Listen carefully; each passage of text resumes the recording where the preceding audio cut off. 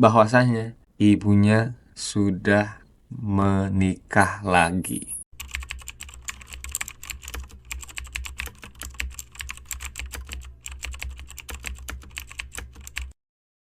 Tonton video ini sampai habis agar tidak terjadi miskom dari apa yang udah aku sampaikan dari cerita sobat kertas kita ini ya guys. Thank you.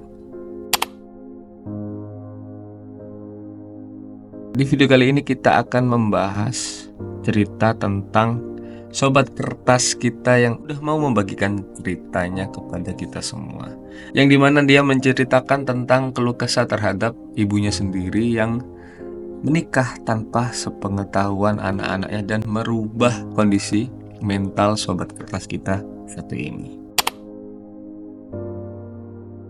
Anggap saja nama sobat kertas kita ini adalah A, dikarenakan tidak mau disebutkan namanya. Dimulai dari background awal ceritanya sobat kita satu ini. Awal cerita sobat kertas kita yang bernama si A ini ditinggal bokapnya meninggal. Dan itu saat dia duduk di bangku kelas 6 SD. Setelah bokapnya meninggal, semuanya berubah di karakternya dia.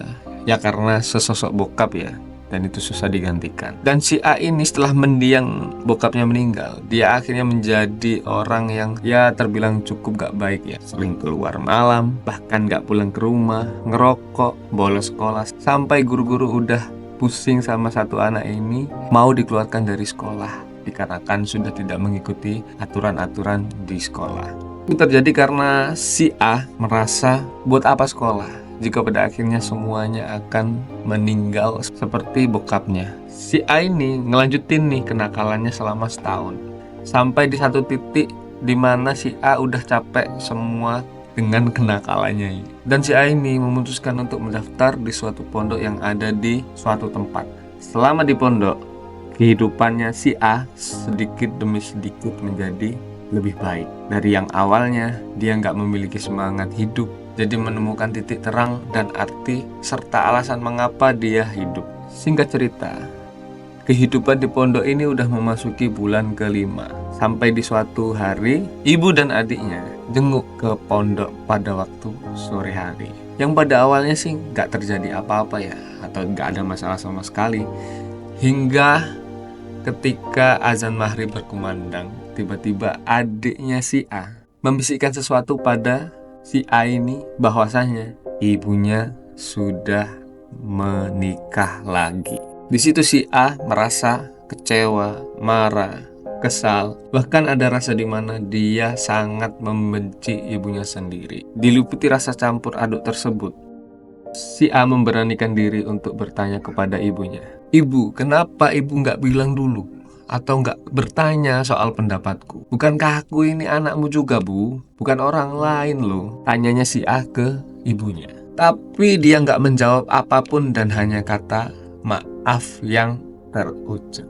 Hati si A sangat terpukul. Aku merasa kecewa kenapa masalah selalu datang padaku di saat aku sedang melakukan proses untuk menjadi lebih baik lagi. Gak lama dari peristiwa itu, si A memutuskan untuk keluar dari pondok pesantren dan pulang ke rumah.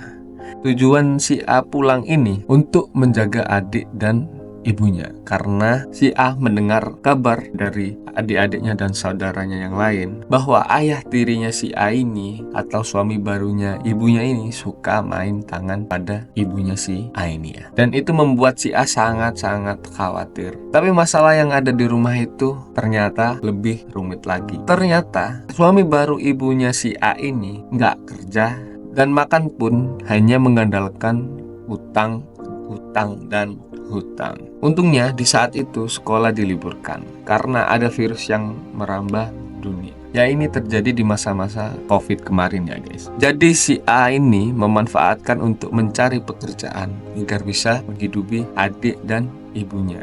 Sampai suatu saat si A mendapatkan info kerja dari ayah tirinya ini, yaitu bekerja sebagai asisten tukang di suatu tempat. Oh iya, BTW, background pekerjaan suami barunya ibunya ini yaitu tukang ya guys. Selama si A kerja, si A udah memiliki niat untuk membeli HP dan untuk si A sekolah sendiri. Lambat laun uang hasil kerjanya si A ini terkumpul. Uang yang udah terkumpul, si A jadikan tambahan untuk biaya ngontrak tempat tinggal di situ. Seiring berjalannya waktu, rasa kesal si A ini terhadap keluarganya mulai menghilang perlahan. Si A belajar menjadi sosok yang lebih dewasa lagi.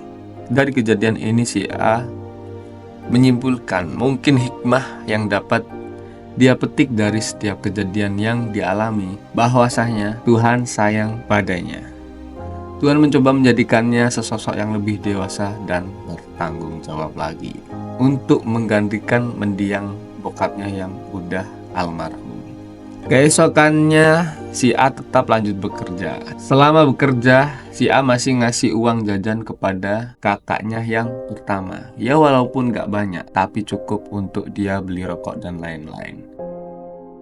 Singkat cerita, si A ini dan suaminya ibunya ini proyeknya udah kelar dan udah anggaplah tidak ada kerjaan untuk saat ini. Suami baru ibunya ini hanya sibuk memancing sampai ibunya setiap hari selalu curhat kepada si A ini kalau gak ada uang. Pada saat itu si A hanya diam dan berpikir, kenapa harus curhat kepada anak yang masih umur 14 tahun? Itu kan sesuatu hal yang sangat-sangat aneh bagi si A.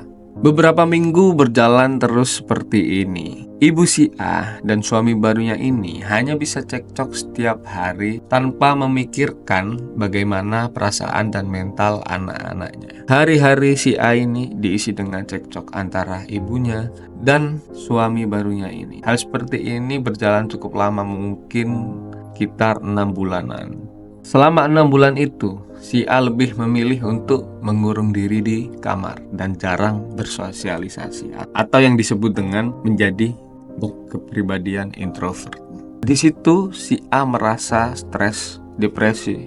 Kenapa ya keluargaku kok kayak gini terus, ucap si A ini. Sampai di suatu momen si A ini merasa hidupnya kayak gak ada artinya lagi. Keluarga si A hancur. Komunikasi dengan keluarga lain juga hancur karena pernikahan siri ibunya ini.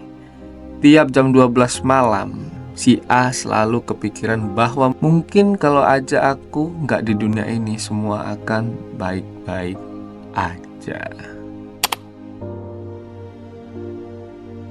Ginilah akhir cerita dari Sobat Kertas kita ya guys.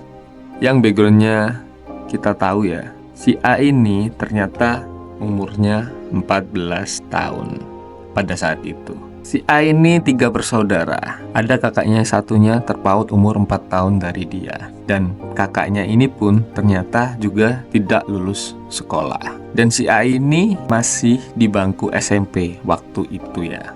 Dikarenakan dia gak lulus sekolah 1 tahun atau enggak, dia berhenti sekolah sesuai apa yang dia ceritakan di awal tadi. Banyak pelajaran yang bisa kita petik. Ya kalau menurut aku pribadi, ini cerita yang sangat tidak lazim, yang jarang kita dengar dari kehidupan normal dimanapun ya guys ya. Yang layaknya manusia berkehidupan dengan sebaik-baiknya. Ternyata ada kisah dari teman kita ini yang ya bisa dibilang sangat-sangat mengenaskan ya. Menurut sudut pandang pribadiku sendiri ya, kalau cerita ini, kemungkinan adanya kisah seperti ini pasti terjadi di banyak orang yang mungkin belum kita ketahui. Sampai dia menjadi berkepribadian yang sangat-sangat introvert ini. Bersyukur dia tidak ingin bunuh diri udah lumayan ya, alhamdulillah. Dan mau bercerita kepada kita, membagi kisahnya. Saran dariku kepada si A yaitu, ceritalah kepada siapapun yang kamu percayai bahwa kamu akan mendapat support yang terbaik dari orang yang kamu ceritakan. Meskipun kamu tidak mendapat solusi, mereka pasti akan memberikan support yang terbaik buat kamu untuk tetap menjalani hidup dengan sebaik mungkin. Itu saran yang terbaik dari aku, karena problem seperti ini tuh sangat-sangat kompleks. apalagi melibatkan keluarga. Solusinya apalagi urusannya dengan orang tua ya mungkin sangat-sangat kompleks ya guys. Bagaimana menurut kalian tentang kisah dari Sobat si A ini? Tulis di komentar jika ada sudut pandang yang lain untuk masukan atau solusi terbaik buat sobat tas kita yang bernama si A ini ya. Tetap semangat, tetaplah hidup dengan sebaik mungkin dengan caramu. Cari teman yang membawa kamu ke vibes yang positif agar kamu bisa menjalani kehidupanmu dengan sebaik mungkin di posisimu yang sekarang ini. Ya karena cerita ini sangat tidak lazim ya, umur 14 tahun masih kayak gitu. Ya lumayan mengenaskan juga bagi kita yang mungkin ceritanya nggak separah teman kita ini ya. Ya karena setiap manusia mempunyai problemnya sendiri-sendiri dengan kapasitasnya sendiri. Aku yakin doa yang terbaik buat sobat kertas kita yang satu ini, semoga lekas pulih mentalmu, semakin membaik hidupmu, dan bermanfaatlah bagi manusia-manusia yang lain. Terima kasih kepada sobat kertas si A ini yang udah membagi kisahnya kepada kita.